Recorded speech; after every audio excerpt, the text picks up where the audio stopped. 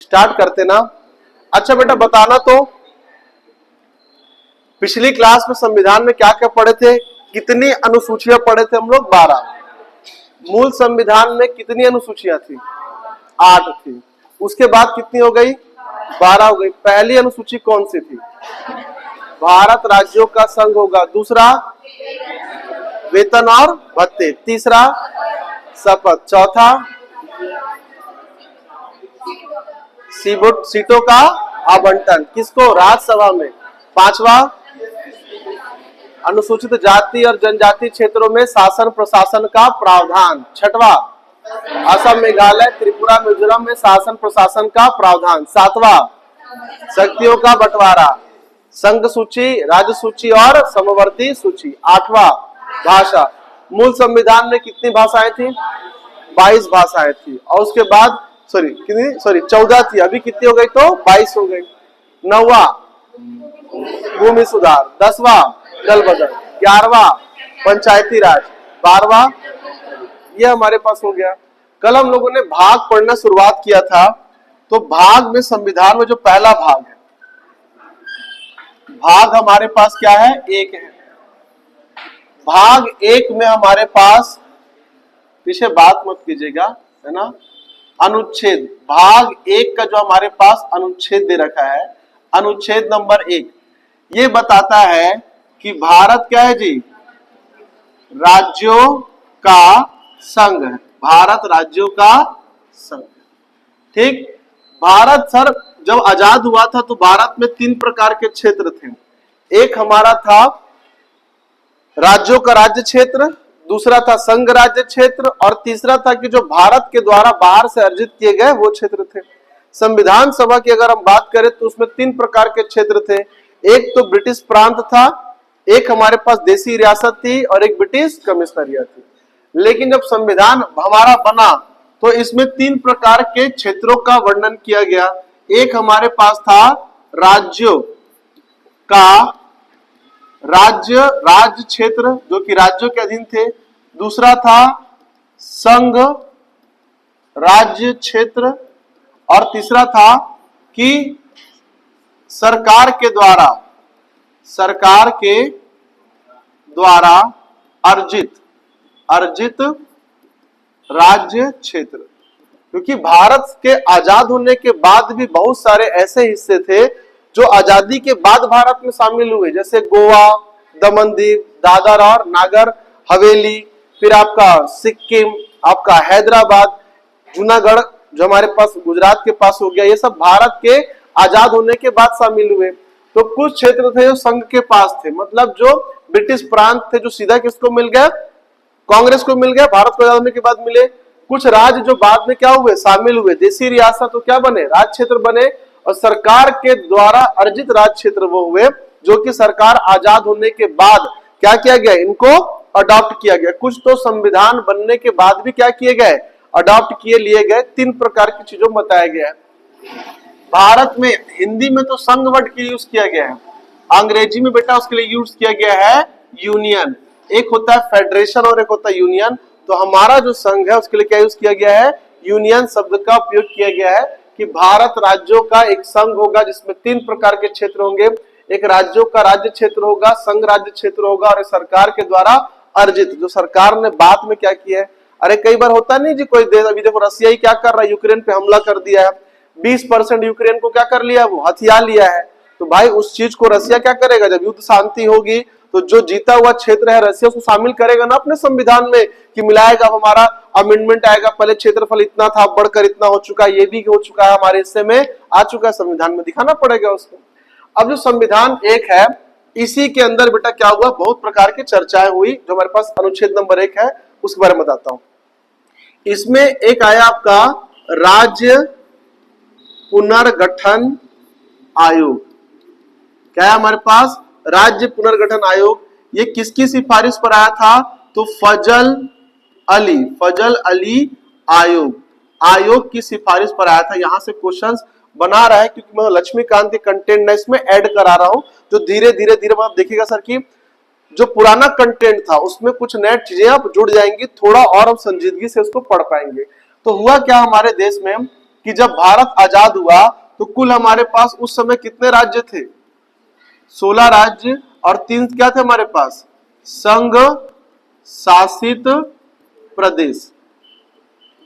आजादी के बाद या फिर कहा जाए तो संविधान के समय, संविधान निर्माण के समय 16 राज्य और क्या बने थे? 3 केंद्र शासित प्रदेश बने। 22 दिसंबर का टाइम था, 22 दिसंबर 1953 को आता है फजल अली आयोग आता है, जिसे बाद में राज्य पुनर्गठन आयोग का नाम दिया गया। अब इसकी कहानी ये थी कि फजल अली आयोग ने ये बोला था कि आज 16 राज्य हैं, कल को राज्य क्या हो सकता है? बढ़ भी सकते हैं, क्योंकि भारत बहुत बड़ा क्षेत्रफल है। तो भाई राज्यों का जो बंटवारा होगा वो प्रशासनिक सुविधा और असुविधा को देखते हुए किया जाए। कभी भी राज्यों का जो बंटवारा है भाषाई आधार पर ना किया जाए, कभी भी ना किया जाए। इस प्रकार से बात की गई। अब इस बात पे चर्चा चलना शुरू हुई, 1993 से चर्चाएं शुरू हुई और ये लागू कब हुआ? तो ये लागू होता है 1956 को, क्या हो जाता है? ये लागू हो जाता है राज्य पुनर्गठन आयोग। राज्य पुनर्गठन आयोग में यह बताया गया कि राज्यों का जो पुनः निर्माण होगा, मतलब एक राज्य को तोड़कर 2 राज्य बनाया जाए या फिर क्या हो किसी दूसरे हिस्से को मिलाकर अपने हिस्से में मिलाया जाए, तो उस कंडीशन में जो बंटवारा होगा वो प्रशासनिक व्यवस्था के अनुसार हो। इस प्रकार से बात बताई गई। कतई ये नहीं बोला गया प्रशासनिक व्यवस्था के अनुसार हो, ये नहीं बोला गया कि भाषा के आधार पर, भाषा के आधार पर क्या हो ना हो, ऐसा बोला गया बेटा। लेकिन हुआ क्या सर? 1956 के बाद जो पहला राज्य बना आंध्र प्रदेश, वो किसके आधार पर बना? भाषा के आधार पर बना। तो ये राज्य पुनर्गठन आयोग बनाया तो गया, लेकिन ये काम नहीं किया गया। सरकार पर इतना दबाव दिया गया कि राज्य पुनर्गठन आयोग आने के बाद उसमें क्लियर लिखा गया था कि जो राज्य बनेंगे वो प्रशासनिक व्यवस्था, अगर प्रशासनिक व्यवस्था चल पा रही है राज्य रखो, वरना क्या कर दो? छोटा कर दो उसको, प्रशासन को 2 भागों में बांट दो, इस अवस्था पे। लेकिन उस सब को तार तार करते हुए जो भारत का पहला राज्य बना आंध्र प्रदेश, किस आधार पर बना? भाषा के आधार पर। भाषा के आधार पर हम जानते थे संविधान बनने के समय अलगाववाद की भावना पैदा हो जाती है, इसलिए भाषा को राज्य के बंटवारे का आधार न माना जाए। मान लो छत्तीसगढ़ के अंदर ही क्या होती है कि 3 प्रकार की बोली जा रही है, उड़िया बोली जा रही है, छत्तीसगढ़ी बोली जा रही है और आंध्राई बोली जा रही है। तो 3 प्रकार के लोग मिलके रह रहे हैं तो कोई समस्या नहीं है। लेकिन अगर ऐसा हो कि आंध्रा वाले बोलेंगे सर हमको अलग कर दो, उड़िया अलग कर दो, छत्तीसगढ़ी अलग कर दो, तो फ्यूचर में क्या होगा? एक जगह केवल आंध्रा भाषी होंगे और वो क्या कर सकते हैं? तो फिर अलग देश की मांग कर सकते हैं। जैसे कि पाकिस्तान बटा, ईस्ट पाकिस्तान हुआ, वेस्ट पाकिस्तान हुआ, दोनों हिस्से पाकिस्तान के थे। तो फिर 1971 में क्या ऐसा आज समय आया कि आखिर उसको टूटकर बांग्लादेश बनना पड़ा।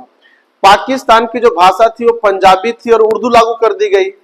बंगाल में, जो कि हमारे पास ईस्ट बंगाल था, जो वर्तमान का बांग्लादेश है, वहां जबरदस्ती बोला गया कि नहीं, यहाँ पे बंगाली बोलना बंद करो और यहाँ की कार्यकारी भाषा क्या होगी? तो उर्दू होगी और पंजाबी होगी। अब जो आदमी कभी जिंदगी में उर्दू सुना नहीं है, जो कभी पंजाबी सुना नहीं हो, क्यों बोलेगा? उन लोग क्या बोले? भाई हम लोग बंगाली है, ठीक है पाकिस्तान का हिस्सा, लेकिन हमारी मातृभाषा क्या है? बंगाली, हम बंगाली ही बोलेंगे और हमारा काम भी किसमें होगा? सारे सरकारी काम बंगाली में होंगे। केवल भाषा विवाद के कारण ही क्या हुआ था? तो ईस्ट पाकिस्तान टूटा था। सिर्फ भाषा के कारण एक देश बन गया है, कौन सा? तो बांग्लादेश। सिर्फ अब उस जाओगे ना 71 की लड़ाई, तो कभी जाके पढ़ना उसके बारे में कि विद्रोह उठा किस कारण था? एकमात्र चीज थी वो भाषा, वरना विद्रोह उठना होता भाई तो 47 से लेकर 71 तक उठ सकता था। उस बीच में क्यों नहीं उठा? तो वहां पे जो मुजीबुर थे ना, क्या था? मुजीबुर रहमान, शेख हसीना के जो पिता थे, उन्होंने बताया कि नहीं हमारी भाषा बंगाली, आपको राज करना है पाकिस्तान से करिए, कोई दिक्कत नहीं है, लेकिन भाषा को चेंज करने नहीं बोला। भाषा बहुत बड़ा मसला होता है। आज देखो महाराष्ट्र गुजरात पहले एक राज्य थे, आज महाराष्ट्र अलग किस नाम से हुआ? भाषा के नाम पे। और देखो वहां पे अलग अलग मसले आपको सुनने को मिल रहे होंगे। तो ये सारा चीज था। तो याद रखेंगे बेटा, अनुच्छेद 1 के अंदर ही वर्णन किसे किया गया था? तो फजल अली आयोग का वर्णन किया गया था। क्लियर है ये? चलिए आगे आते हैं। इसमें हमारे पास आर्टिकल नंबर 2 में अनुच्छेद नंबर भाग 1 का अनुच्छेद नंबर किसमें दिया गया है? 2 में दिया गया है। इसके तहत बताया गया कि भारतीय संघ में किसी दूसरे राज्य को क्या दिया जाएगा, तो प्रवेश दिया जाएगा, भारतीय राज्य में प्रवेश दिया जाएगा।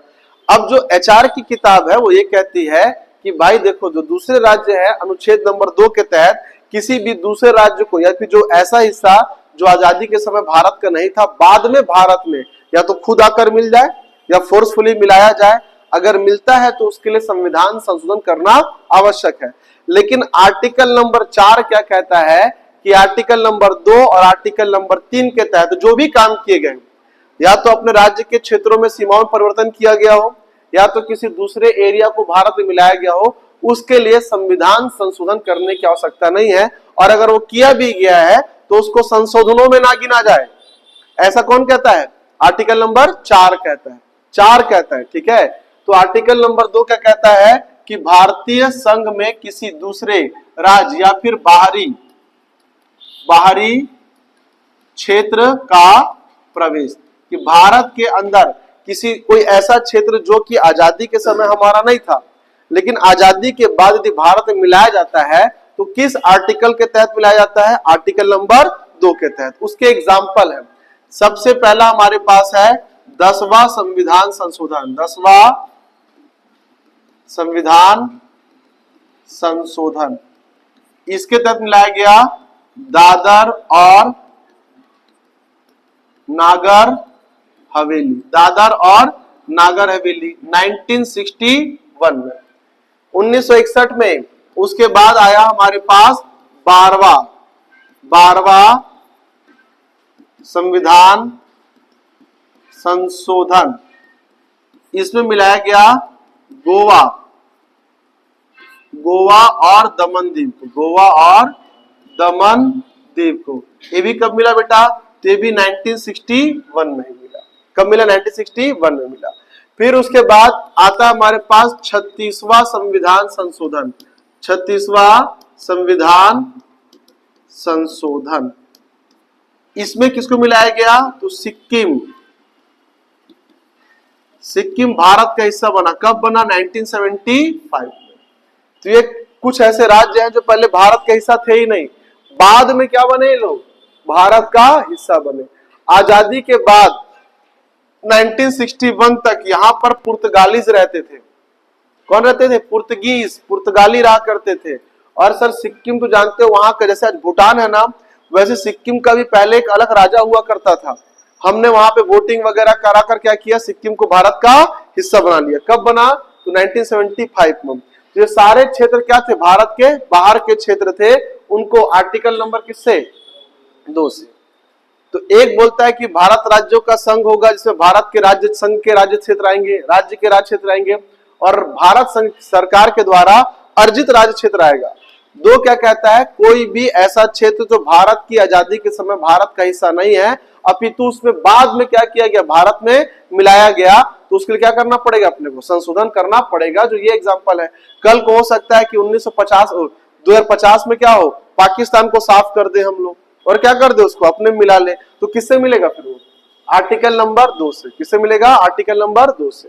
क्लियर है ये? अब आते हैं किसमें? आर्टिकल नंबर 3 में। भाग हमारे पास 1 होगा, भाग हमारे पास होगा 1, और अनुच्छेद ये आर्टिकल नंबर क्या होगा? तो आर्टिकल नंबर होगा हमारे पास 3। यह अपने को पावर देता है कि भारतीय राज्य अपनी सीमाओं में आमूलचूल परिवर्तन कर सकता है। क्या कर सकता है बेटा? तो आमूलचूल परिवर्तन कर सकता है। कौन? भारतीय राज्य। अब कैसे कर सकते हैं? जैसे कि मध्य प्रदेश बहुत बड़ा हिस्सा था, हमने क्या किया? उसको तोड़कर बना दिया, मध्य प्रदेश और छत्तीसगढ़ बना दिया। तो राज्यों की सीमाओं को क्या कर सकता है? छोटा कर सकता है, छोटा ही होता है, बड़ा तो करते नहीं है। छोटा हो जाने के बाद कौन वापस जाके मिलेगा, तो बड़ा भी कर सकते, कोई बड़ी बात नहीं। बड़ा करने का प्रावधान है, पर आज तक तो हुआ नहीं। हरियाणा हो गया, पंजाब अलग हुआ, गुजरात महाराष्ट्र अलग हुआ, फिर उत्तर प्रदेश उत्तराखंड हुआ, बंगाल से बिहार अलग हो गया, बिहार से झारखंड अलग हो गया, हुआ कि नहीं। तो ये सारे क्या दिखाते हैं कि सर अपने राज्य को आप पुनर्गठित कर सकते हो, बड़े क्षेत्र को छोटा कर सकते हो, छोटे क्या कर सकते हो, बड़ा कर सकते हो सकता है कि एक जिला हम निकाल कर उड़ीसा को दे दे और उड़ीसा एक जिला निकाल कर क्या कर दे, हमको दे दे। ये सब कुछ करने का प्रावधान है किसके अंदर, हमारे संविधान में, आर्टिकल नंबर 3 से। अपने ही घर में चेंज करना है, किससे, आर्टिकल नंबर 3 से। तो किसी भी सीमा को छोटा कर सकते हैं, दो राज्यों की सीमाओं को, दो राज्यों की सीमाओं को मिलाकर क्या कर सकते हैं जी, तो बड़ा कर सकते हैं, बड़ा कर सकते हैं। और क्या कर सकते हैं, तो राज्यों के नाम, फिर राजधानी परिवर्तन सब कर सकते हैं।